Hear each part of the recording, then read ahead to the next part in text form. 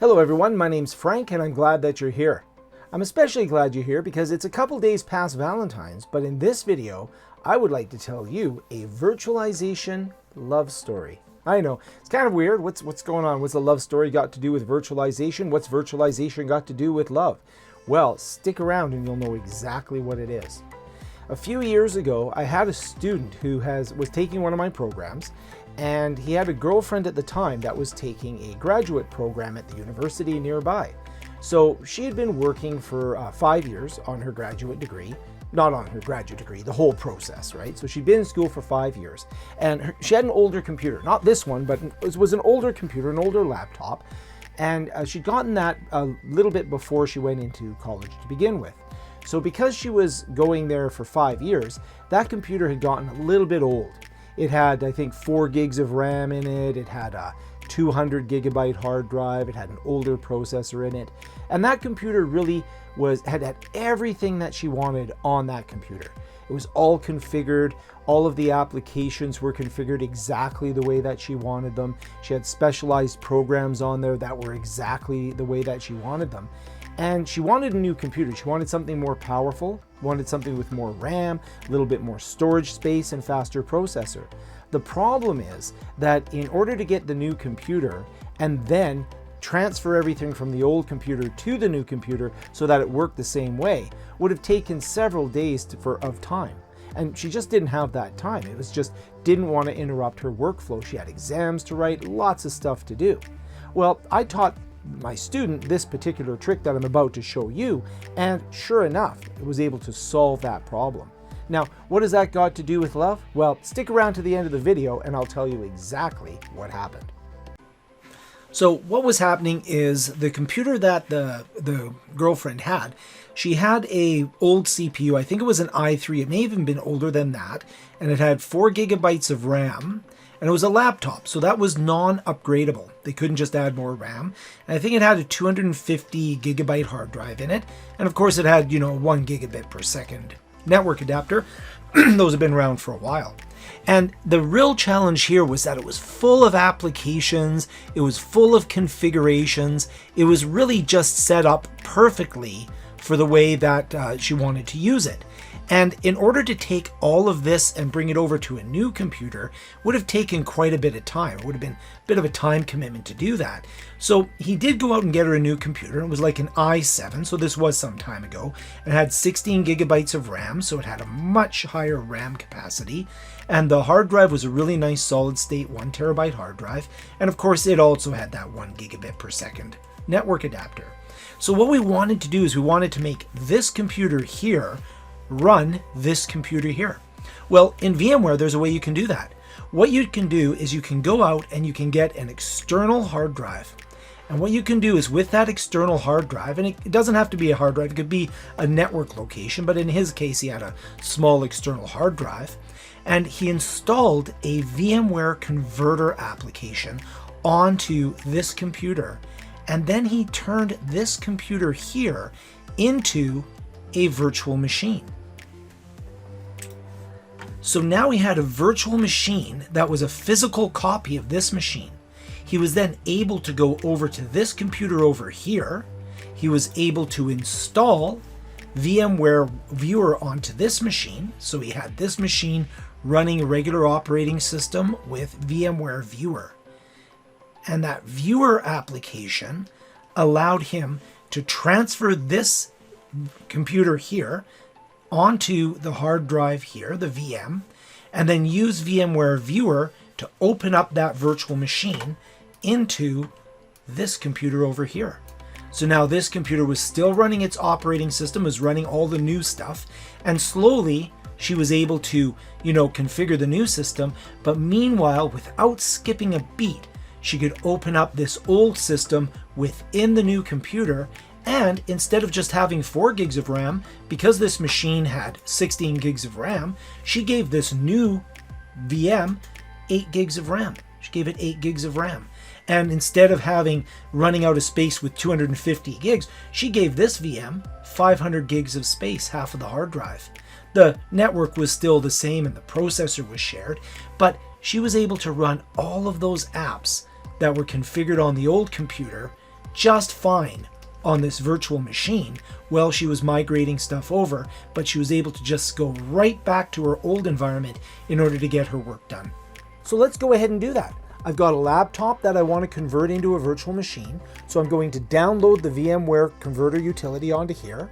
I'm going to transfer this machine into a virtual disk on this hard drive, and then I can use this hard drive on my other computer to open up the virtual machine, give it more RAM, give it more space, whatever I'd like to do. Let's go take a look.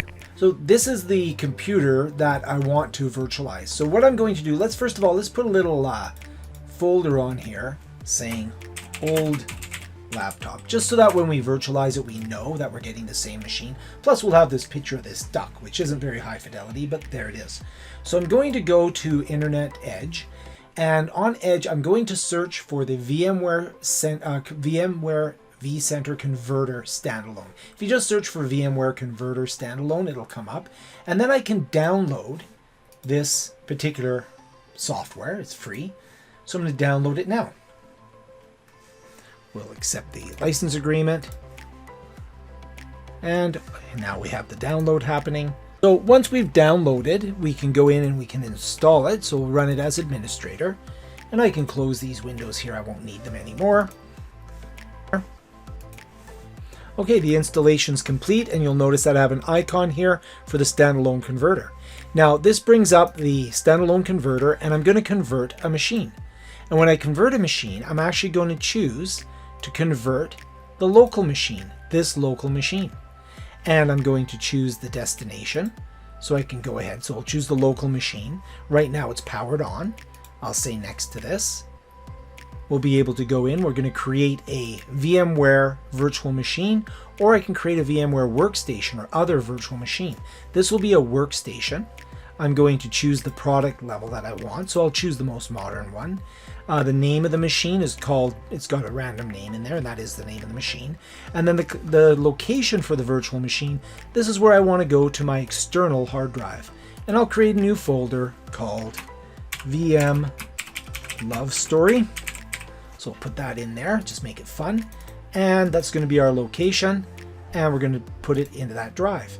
So it's going to go through, it's going to give me some information here in terms of, memory and what's going to be able to convert and not convert. And I don't really have much warnings. This happens to be the one I'm using as an example, is actually a pretty powerful laptop, but we'll go ahead and we'll say next. And we have the destination information, and that's it. We can go in and it'll start the process of submitting a conversion job, and it will convert this machine into a virtual machine. Now it can take a little time in order to do this conversion. So for example, it's going to take about 1 hour and 3 minutes.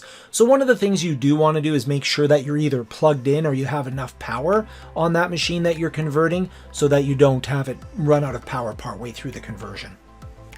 Okay, you can see that the job is completed. So I now have the job completed. And if I go into the hard drive where I stored it, you'll notice that that desktop computer, let's just go back here. The desktop computer has created a folder on that external hard drive. And inside that folder, notice there is a VMDK file that is, in this case, about 42 gigs in size. That is that laptop as a virtual machine. Let's bring it to another computer and start it up.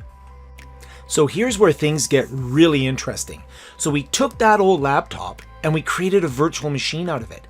So my student, the one I was talking about, the one that this whole love story is all about, that's what he did with the girlfriend's computer. He made a virtual copy of the girlfriend's computer. He then went to the new computer that he had bought her, that had more RAM, more hard drive space, and he opened up VMware. Now, in our case, we could open up VMware or we could open up VMware Player. Now, in his case, he just happened to have a copy of VMware Workstation that he had a license for, and that was a student benefit of his. But if you didn't want to pay for a full license and all you needed to do was this one thing, then you could go in and you could get VMware Player, which will allow you to do this. And if we go in, he created a new virtual machine. And he decided, okay, I'm going to create a new virtual machine, went into custom, went into next, took the defaults there, and we're not going to install an operating system. He said, I'll install it later. What he's really going to do is he's going to take this hard drive and he's going to use that as the hard drive for the new virtual machine. So he goes in, it's a Windows machine that he had. And then for the location, we'll just go in there and I'll put it on a fast drive that's local to this machine. So I'll actually go to this PC and we'll pop down to my D drive. Now you have to have enough space on your drive here. So I'll go in here and I'll say it new VM for love. Okay, so he's going to put this new virtual machine here on to the new laptop. It's going to say next, take the defaults, going to take the defaults. Now here's the cool part. The laptop that his girlfriend had only had 4 gigs of RAM. The new computer that he bought for her had 16 gigs of RAM. So he put this new virtual machine up to 8 gigs. Her old laptop wouldn't allow her to upgrade the RAM. It was actually built right into the laptop, but he just doubled the RAM for this new machine that he's going to give her. So I'll go next to that, takes the default networks, default IO, default disk type, and here, instead of creating a new disk, he's going to use an existing virtual disk. And when he uses that existing virtual disk, it's going to say, where does that disk file live? Now, he could copy that disk file over, and that's the best way to do it. But in my case, just for this demonstration, I'm going to go into the drive where I've got this virtual hard drive stored, and that's where the virtual hard drive is going to be. I'll say next to this, and it says, okay, do you want to convert it to a new format? Yes, I will. You can put it to the new format, and I'll say finish. And now what's happening is it's building that virtual machine. It has more RAM than her old computer had. The processor is going to be more powerful. I can even modify the size of the hard drive if I want, but what happens now is when I power on this virtual machine, it's now going to start up this virtual machine, and check this out. The first time that you start it up, it might take a few moments to get all the devices and everything ready, but when this machine starts, even though it's a virtual machine, because it's running on better hardware, even the subset of the hardware on the new computer is more powerful than the complete set of hardware on the old laptop that she had. So this machine, even though it's a virtual machine, will run faster than it did on her laptop. And all she has to do when she starts, and he created a shortcut on the desktop for her, is she would start up the new computer. When she wanted to be in that old computer environment, she would just double click it and she would get this virtual machine that would allow her to be completely as if she was on the old laptop, with the exception of the fact that it was faster, with more hard drive space and a faster processor.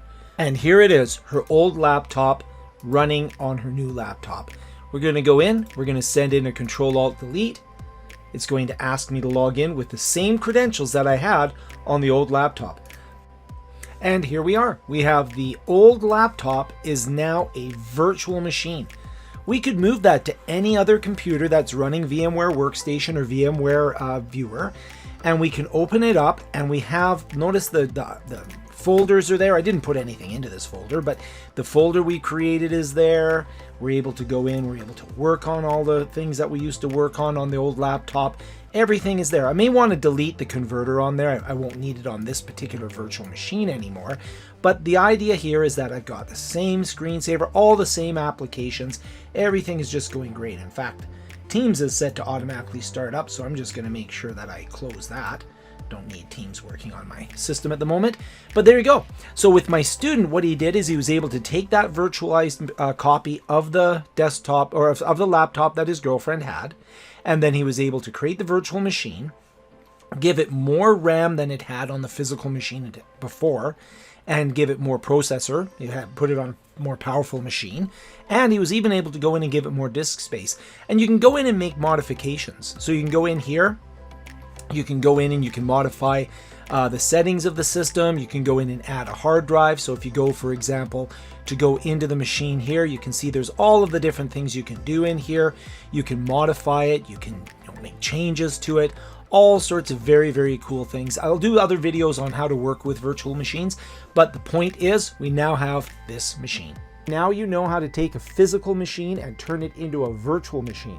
A great way to take an existing set of configurations without interrupting them and then upgrading your system by running it on a faster computer. And this mobility of the virtual machine is a very powerful way to have what we call elasticity in your machine. You can give it more or less resources as needed. This is used in data centers quite extensively, but it can also be used as a home user, as you saw in the video that I showed you. Oh, and what's this got to do with love? Well, turns out that the student I was talking about went out, got that new computer for his girlfriend, and they're now married with children. Now, I'm not saying that virtualization was the reason that they became engaged, got married, and had children, but I'm also not saying that it isn't. Something to think about. Virtualization, a love story. Anyways, I hope you had fun with the video. More importantly, I hope you learned a really valuable skill. If you did, hit the like button and subscribe and all those good things, share with colleagues, and we'll see you in the next video. Here are some other videos you can watch in the meantime.